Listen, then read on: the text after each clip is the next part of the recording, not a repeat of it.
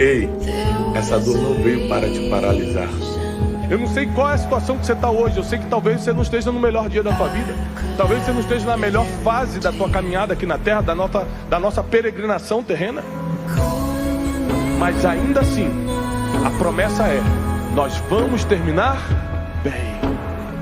No dia ruim, no dia mau, é que a gente coloca para fora o que é, quem somos e em quem confiamos.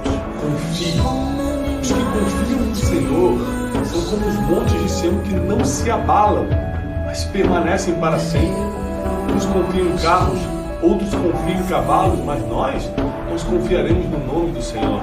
É o que eu declaro sobre essa semana. Você não será atingido, você não será derrubado, mas a sua confiança em Deus vai te preservar até o final. E se você recebe essa palavra, declare com muita fé o seu amém.